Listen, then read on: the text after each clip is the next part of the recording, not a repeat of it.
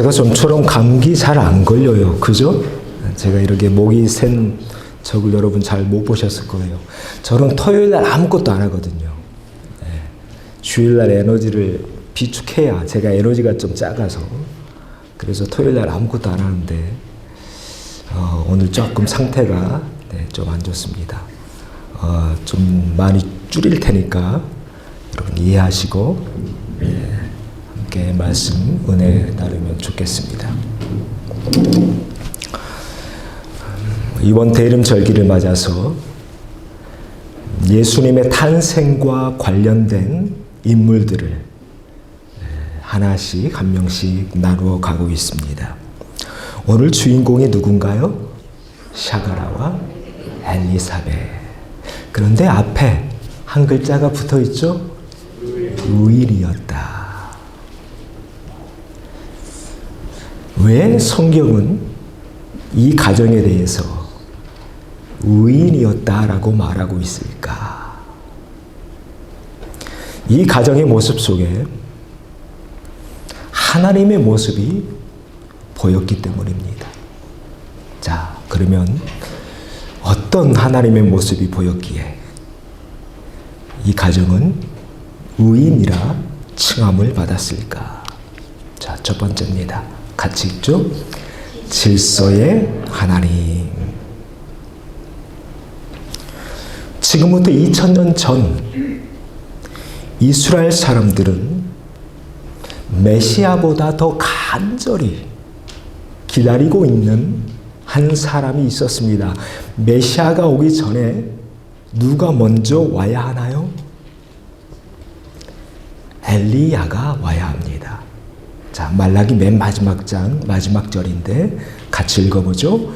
보라, 여호와의 크고 두려운 날이 이르기 전에 내가 선지자 엘리야를 너에게 보내리니 그가 아버지의 마음을 자녀에게로 돌이키게 하고 자녀들의 마음을 그들의 아버지에게로 돌이키게 하리라. 이게 구약의 맨 마지막 절이에요. 그래서 2000년 전에 이스라엘 사람들은 메시아 전에 누가 먼저 와야 돼요? 엘리야가 와야 돼요. 자, 그러면 엘리야가 왔나요? 안 왔나요? 왔죠. 누구였습니까? 세례 요한이었죠. 같이 읽어봅니다. 내가 너에게 말하노니 엘리야가 이미 왔으되 사람들이 알지 못하고 임의로 대우하였도다. 인자도 이와 같이 그들에게 고난을 받으리라. 예수님 하신 말씀이죠. 왔다는 거예요. 근데 사람들이 알아보지 못했어요. 임의로 대우했다. 오늘 말씀을 통해 우리가 첫 번째 알게 되는 것, 바로 이것입니다. 하나님 마음은 얼마나 급하셨을까요? 아, 저 백성들 빨리 구원시켜야 되는데. 급하셨을 거예요. 급하다고 해서 성경의 이 순서를 바꿀 수 있나요? 그럴 수는 없는 거죠. 메시아 전에 반드시 누가 먼저 와야 돼요? 엘리야가 먼저 와야 했다는 것입니다. 그래서 복음서가 4권이죠. 마태, 마가, 누가, 요한. 누가 복음만이 가지고 있는 특징이 한 가지가 있어요. 누가 복음 1장은 누구에 대해서 제일 먼저 말하고 있을까요? 자, 이 말씀 같이 읽어봅니다. 유대왕 헤롯 때에 아비야 반열에 제사장 한 사람이 있었으니 사라가 알아요. 그의 아내는 아론의 자손이니 이름은 엘리사벳이라. 누구의 아빠 엄마입니까? 세례 요한의 아빠 엄마 이야기가 제일 먼저 등장해요. 누가의 직업이 뭐였는지 아세요? 의사였죠. 의사들 치밀하잖아요. 그래서 다른 복음서랑 좀 달라요. 누가복음은. 치밀했던 누가는 그래서 제일 먼저 세례 요한의 아버지, 어머니에 대한 이야기를 기록하고 있습니다. 오늘 이 말씀을 통해서 우리가 얻게 되는 첫 번째 지혜. 우리가 믿는 하나님은 무질서한 분이 아니다. 하나님은 질서의 하나님이시다. 자, 그 말씀 읽어보죠. 같이 읽습니다. 하나님은 무질서의 하나님이 아니시오. 오직 화평의 하나님이시니라. 네, 정확히 나오죠.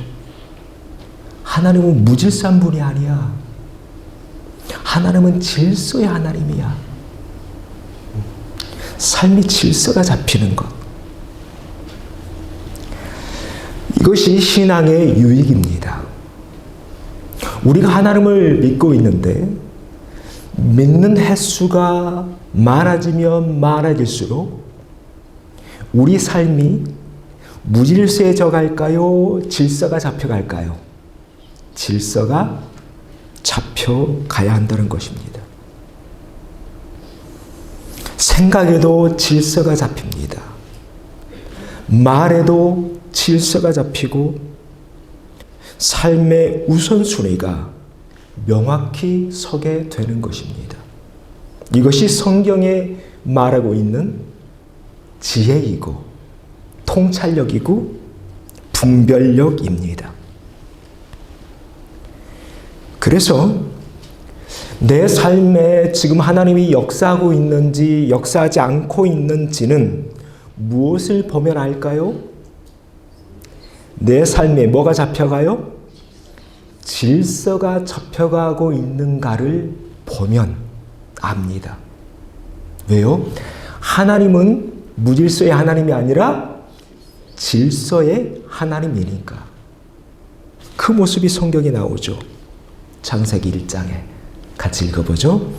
태초에 하나님이 천지를 창조하시니라. 땅이 혼돈하고 공허하며 흑암이 깊음 위에 있고 하나님의 영은 수면 위에 운행하시니라. 태초가 이럴 때요. 혼돈으로 가득하고 공허하고 깜깜하고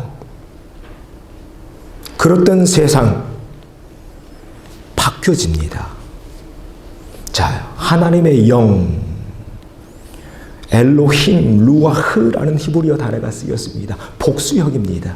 왜 복수일까요? 성부, 성자, 성령 삼위일체 하나님이시니까. 그렇게 혼돈으로 가득하고 공허하고 깜깜했던 세상에 하나님의 역사가 들어오니까 그 모든 것이 이제 자리가 잡히게 된 것입니다. 어떤 세상으로? 질서 있는 세상으로, 의미 있는 세상으로, 어둠이 아니라 빛으로. 다시 반복합니다. 우리가 지금 하나님을 믿고 있는데 내가 제대로 하나님을 믿고 있다면 내 삶에 뭐가 잡혀요? 질서가 잡혀갈 것입니다. 바라기는 우리 참소망에 있는 모든 형제자매들, 또 모든 가정, 질서 잡혀가는 그런 복된 가정들 되시기를 바랍니다. 자, 이렇게 한번 인사하고 넘어가죠. 우리가 믿는 하나님은 질서의 하나님입니다.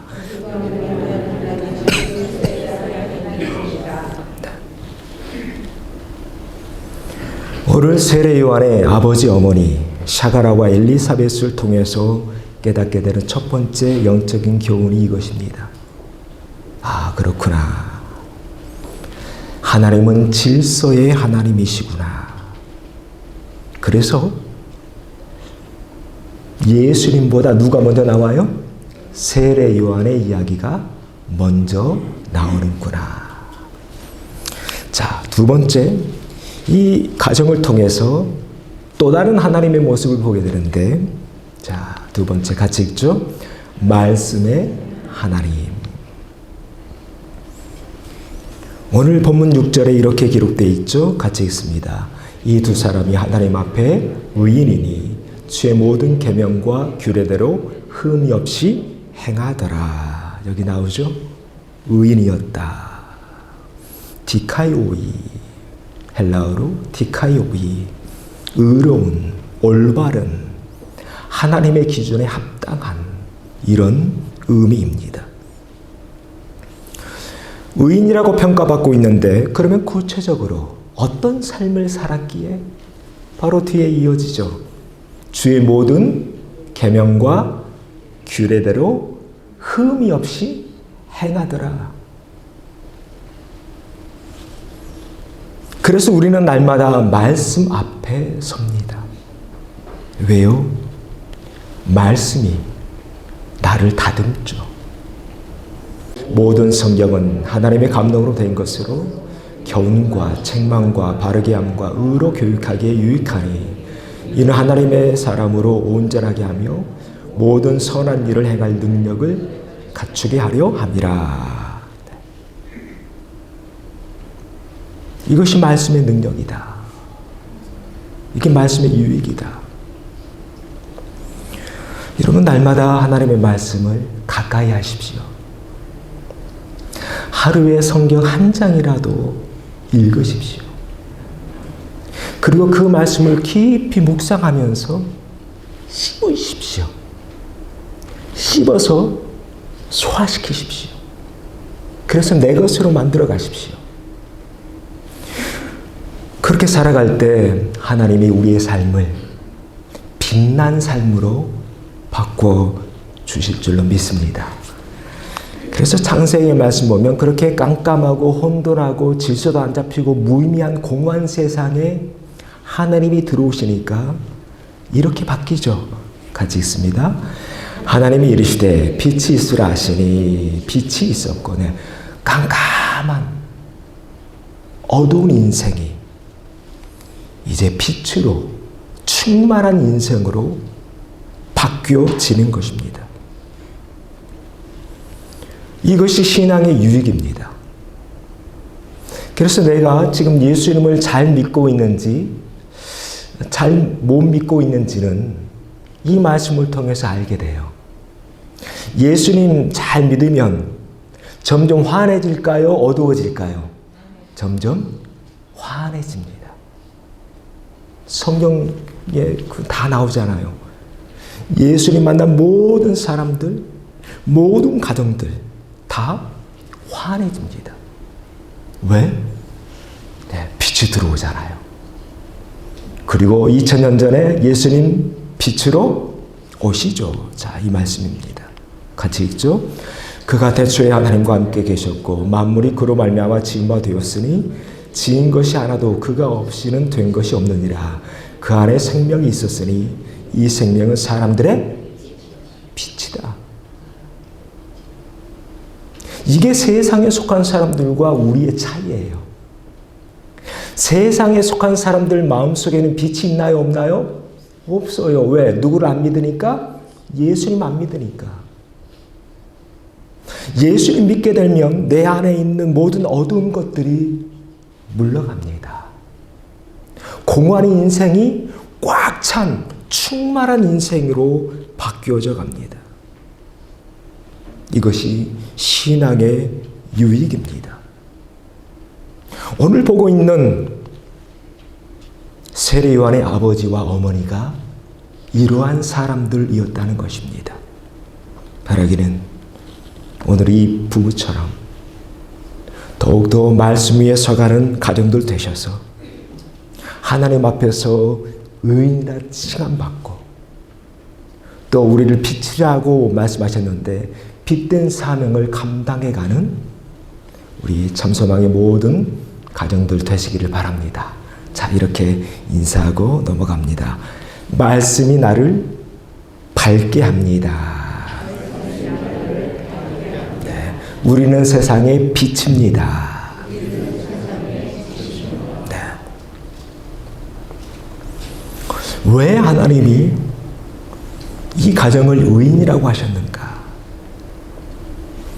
하나님의 모습이 보였기 때문에 환하게 밝은 광채의 모습이. 세 번째 같이 읽죠. 합력하시는 하나님. 합력이라는 단어 잘 아시죠?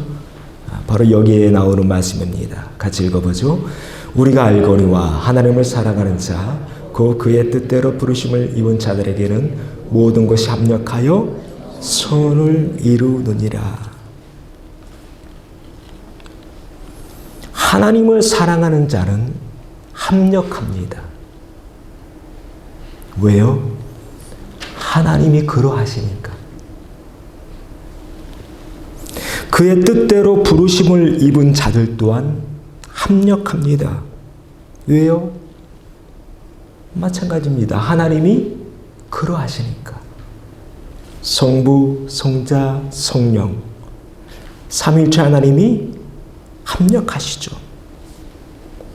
우리가 앞에서 봤던 창세기의 말씀입니다. 혼돈하고 공허하고 흉합으로 가득했던 이 세상, 하나님이 역사하심으로 이제 모든 게 질서가 잡히고 환한 세상으로 바뀌어지게 됩니다. 그래서 이 세상이 더 이상 어둠이 아니라, 악이 아니라 빛으로, 선으로 가득한 세상 되게 하시죠. 이것이 하나님의 역사입니다. 반대로 사탄의 역사는 어떠하던가요? 사탄은요, 악을 더 깊은 악으로 만들어 갑니다. 사탄은 선을 뭘로 바꿔요? 악으로 바꿉니다. 그러나 하나님은 다릅니다.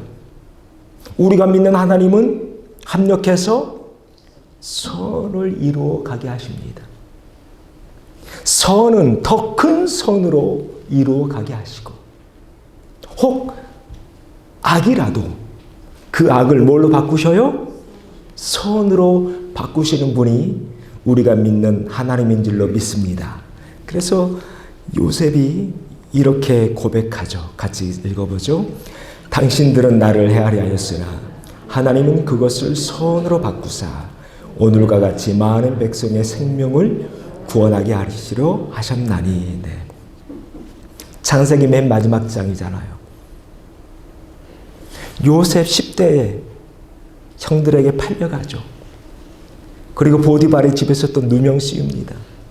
그래서 감옥에서 10년 넘는 세월을 허비합니다. 그리고 한참 시간이 지난 뒤에 자신의 인생을 돌아보니 그 모든 악을 하나님이 뭐로 바꾸셨어요? 선으로 바꾸셨다. 이 믿음의 고백입니다. 저는 이것이 신앙의 유익이라고 믿어요. 여러분, 가끔 우리도 요셉처럼 어려움 당할 때 있잖아요. 믿었던 사람에게 배신당할 때도 있고, 팔려갈 때도 있고, 누명 쓸 때도 있고, 또 뜻대로 잘 안 풀릴 때도 있습니다. 그러나 우리가 믿는 하나님 어떤 분이십니까? 설령 내 인생 속에서, 내 삶의 수레바퀴 속에서 가끔 악한 것들이 나를 괴롭힐지라도 내가 믿는 그 하나님이 그 모든 것을 뭘로 바꾸셔요? 선으로 바꾸신다. 이제 올 한 해가 다 지나가고 있습니다. 올 한 해 어떠셨나요? 허구리 가운데 힘든 가정들 있었다면, 계시다면 오늘 이 요셉이 끝까지 하나님 붙들었더니 그 모든 것을 선으로 하나님이 바꾸어 주셨던 것처럼 우리 또한 끝까지 하나님 붙들고 살 때 하나님이 모든 것을 합력해서 선으로 바꾸어 주실 줄로 믿습니다. 자, 이렇게 한번 인사하고 넘어갑니다. 합력해서 선을 이루게 하실 것입니다. 끝까지 믿음 잃지 마세요. 네. 이것이 신앙의 유익이다. 왜 하나님이 세례 요한의 아버지 어머니였던 샤가라와 엘리사벳을 향해서 의인이라고 칭하셨을까? 그들의 모습 속에서 이런 하나님의 모습이 보였기 때문이에요. 자, 좀 더 깊이 들어가 보죠. 오늘 우리가 읽은 누가복음 1장, 하나님이 합력하시듯 서로 합력해서 하나님의 뜻을 이루어가는 두 가정의 모습이 나옵니다. 이제 어린 소녀 마리아가 엘리사벳을 찾아가죠. 그렇게 찾아갔을 때 엘리사벳이 마리아를 보면서 이렇게 말합니다. 여자 중에 내가 복이 있으며 내 태중의 아이도 복이 있도다. 같이 읽죠. 내 주의 어머니가 내게 나오니 이 어찌된 일인가. 자, 우리가 지난 시간에 세례 요한이 예수님보다 몇 달 더 빠르다고 했나요? 6개월. 네, 6개월, 6달 더 빠르다고 했습니다. 그래서 마리아와 엘리사벳은 친척 관계였어요. 그런데 또 성경에 보니까 엘리사벳은 더 이상 아이를 낳을 수 없는 그런 나이가 됐다고 해요. 그러니까 갱년기가 지나갔다는 거죠. 적어도 엘리사벳은 50살은 됐을 겁니다. 그러면 마리아는 몇 살이라고 했어요? 14살 전후라고 했죠. 네. 그래서 마리아하고 엘리사벳은요, 이 촌수가 달라요. 우리 한국으로 하면 어머니뻘이에요. 그러니까 이모뻘, 고모뻘이죠. 그런데 그 이모뻘 되는 엘리사벳이 뭐라고 말합니까? 노란 글씨, 내 주의 어머니가 내게 나오니 이 어찌된 일인가? 내 주의 어머니요. 극존칭입니다. 인간적인 관점에서 보면, 세속적인 관점에서 보면 이건 말이 안 되는 대목이죠. 말이 안 되는 대목입니다. 그런데 이렇게 말이 안 되는 대목을 뛰어넘어야 오늘 우리가 보고 있는 이 합력이라는 단어가 가능해집니다. 우리 일상에서 왜 합력이 안 되던가요? 나이 때문에 안 됩니다. 인종이나 출신 때문에 안 됩니다. 또 나라는 자아가 너무 강하면 합력이 어렵습니다. 내 생각이나 내 의지가 너무 강해도 이 합력하는 게 좀처럼 쉽지 않아요. 그냥 서로 싸우다 끝나고 말죠.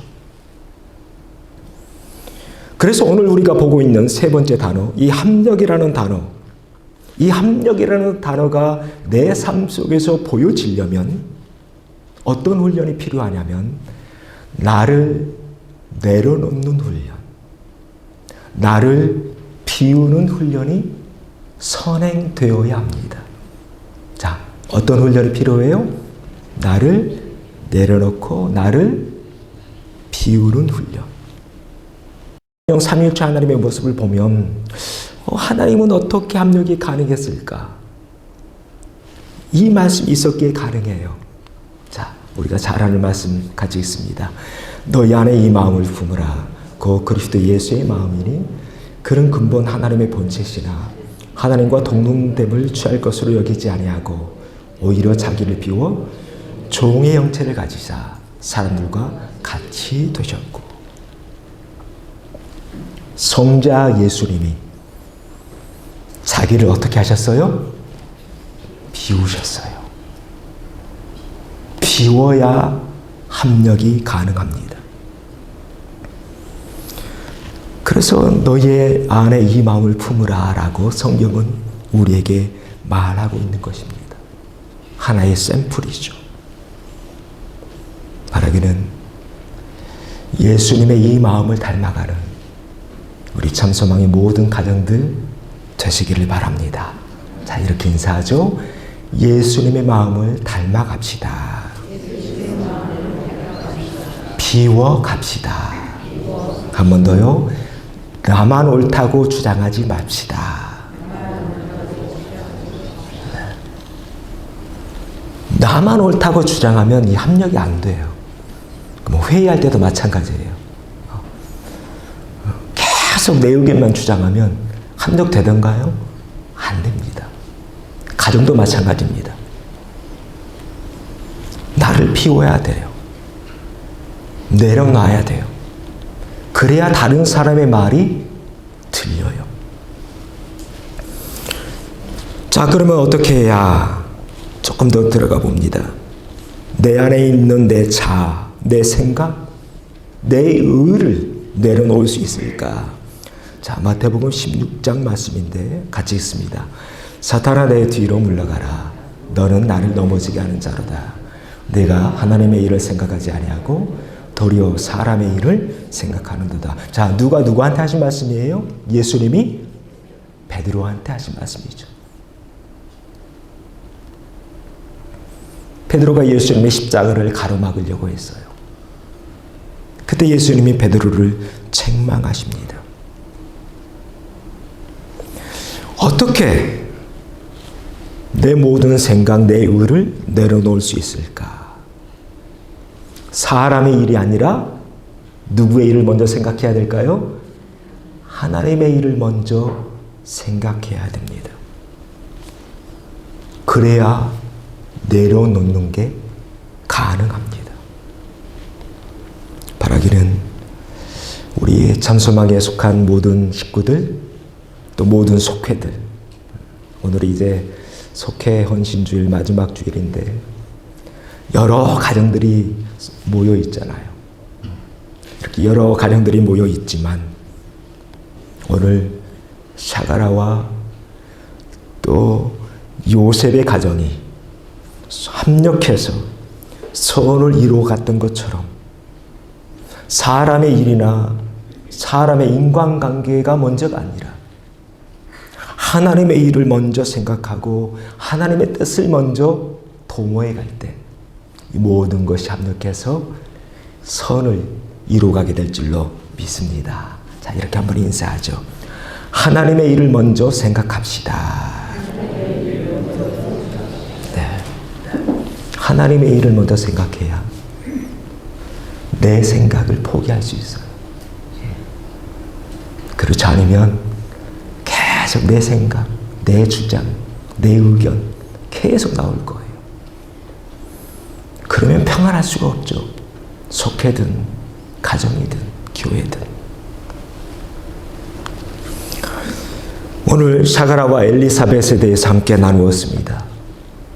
왜 하나님이 이 가정을 의인이라고 칭하셨는가?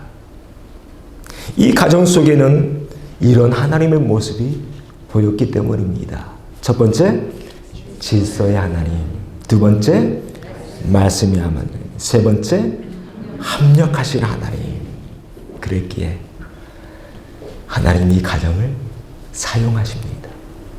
바라기는 우리 참소망에 속한 모든 가정, 또 모든 속회, 우리의 이 모든 모임 속에서 하나님의 모습이 보여지기를 소망합니다.